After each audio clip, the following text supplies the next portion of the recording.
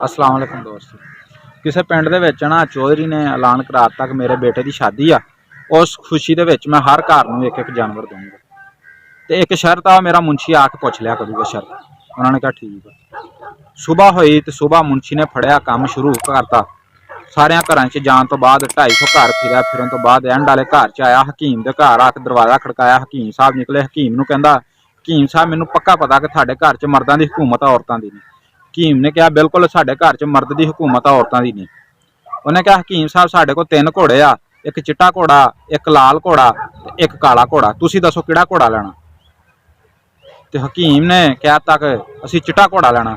हकीम की पिछों बुढ़ी बोली, उन्हें कहा नहीं नहीं असीं चिट्टा घोड़ा नहीं लेना, असीं काला घोड़ा लेना, उहदे सिर च वाहवा सोहना है चिट्टे चिट्टे निशान आ। हकीम ने भी कहता हाँ असीं काला घोड़ा ही लेना, असीं चिट्टा घोड़ा नहीं लेना। तो जिहड़ा मुंशी सी उन्हें तोड़ा जिहा फड़िया सी, उहदे विचों एक मुर्गी कड्ढ के तो उन्हें फड़ाती उन्हें। हकीम नूं उन्हें कहा जी साडे कोल सुबह के 3 घोड़े ही आ, 3 घोड़े ही नहीं किसी ने लए। उन्हें क्या हो गया, उन्हें कहा हर घर दे विच बुढ़ियां दी हुकूमत, जो बुढ़ी कही जाती आ उस सवाल का जवाब गलत देंदे आ, असीं या मुर्गा दे दिंदे या मुर्गी देई जांदे। गल तुसीं समझ गए होवोगे।